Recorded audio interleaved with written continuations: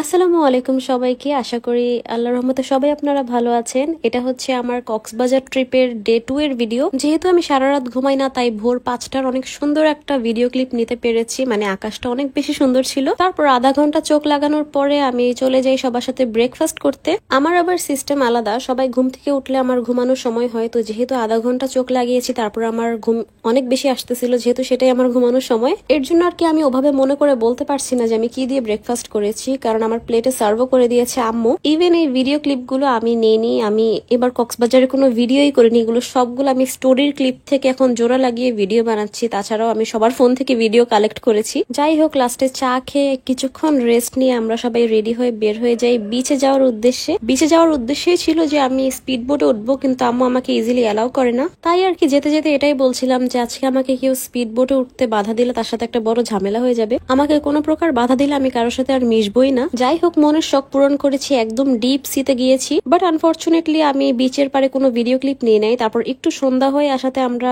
হোটেলে চলে আসি সুইমিং পুলে নামার জন্য। বাট সেই টাইমে আসলে পুলে অন্যান্য অনেক মানুষরা ছিল। আমরা বসে ওয়েট করছিলাম যে পুল একটু খালি হলে তারপর আমরা নামবো। তারপর হঠাৎ করেই নোটিস করলাম যে আকাশের কালারটা অনেক সুন্দর হয়ে আছে, মেঘলা। কিন্তু দুঃখের বিষয় হচ্ছে কক্সবাজার থাকাকালীন সময়ে একদিনও বৃষ্টি হয় নাই। পুলে নামার পর আমরা সবাই কি কি ফ্লেভারের জন্য জুস অর্ডার করেছিলাম আমার মনে নেই। সেদিন আসলে অনেক জ্বর ঠান্ডা ফিল হচ্ছিল। বাট আমি আসলে একটু কেমন যেন শরীরের উপর কখনো প্রাধান্য দেইনি, যেটা করতে মন চেয়েছে সেটা করেই তারপর বাকিটা দেখেছি। এর জন্য আসলে আমার মা আমাকে অনেক গালিগালাজ করে, কিন্তু প্রতিবারের মতনই আমি সবকিছু উপেক্ষা করে আমার এই সুন্দর জীবনটা উপভোগ করে নিচ্ছি। কেননা মায়ের প্রতিটা গালি আমার কাছে মধুর মতো মিষ্টি মনে হয়, ঠিক আমার জীবনের মতো। তাই এই মধুর মতো মিষ্টি গালি উপভোগ করার জন্য আমার মা আমাকে স্যান্ডেল ছুড়ে মারলেও আমি কখনো শুধরাইনি। তো যাই হোক, সুইমিং পুল থেকে উঠে আমরা সবাই ফ্রেশ হয়ে নিই। তারপর আমার ঠান্ডা জ্বর মাথা ব্যথা সবকিছু নিয়েও বের হয়ে যায় ডিনার করার উদ্দেশ্যে। এবং আমার এই অসুস্থতার এই ছাপ আমার চেহারাতেও ফুটে উঠেছে। আমি জানি আমাকে দেখতে প্রচন্ড পরিমাণ কুৎসিত লাগছে, কিন্তু তাতে কিছু করার ছিল না। শরীর বেশি একটা ভালো লাগছিল না ভেবে বেশি একটা সাজতে পারবো না বলে বের হয়ে গিয়েছিলাম। গাড়িতে উঠেই ঠিক কারেক্ট 5 মিনিটের একটা ন্যাপ নিয়েছিলাম। ন্যাপটা নেওয়ার পর শরীরটা খুব ফ্রেশ লাগছিল।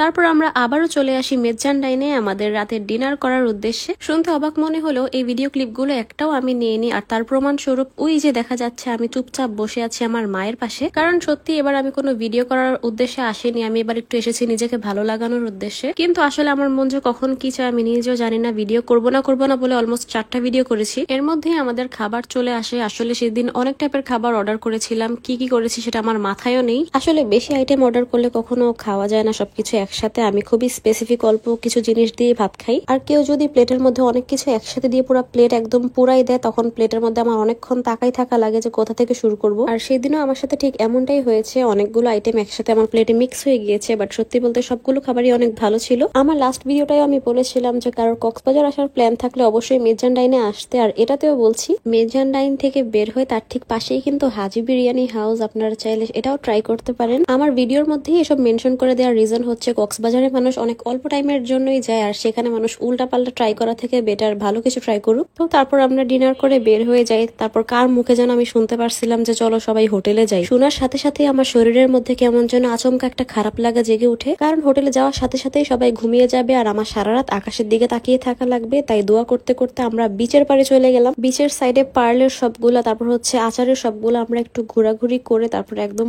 পানির দিকে চলে যাই। কক্সবাজারে আমার মেনলি রাতের বেলায় বিচ অনেক বেশি ভালো লাগে। ইভেন আমার দিনের বেলার ভিউর থেকেও রাতের বেলা বিচের পারে এসে বসে থাকতে বেশি ভালো লাগে। তো যাই হোক, আমার কক্সবাজার সেকেন্ড এর ভিডিওটা এই পর্যন্তই। দেখার জন্য থ্যাংক ইউ সো মাচ সবাইকে। সবাই ভালো থাকবেন, সুস্থ থাকবেন। আল্লাহ হাফেজ।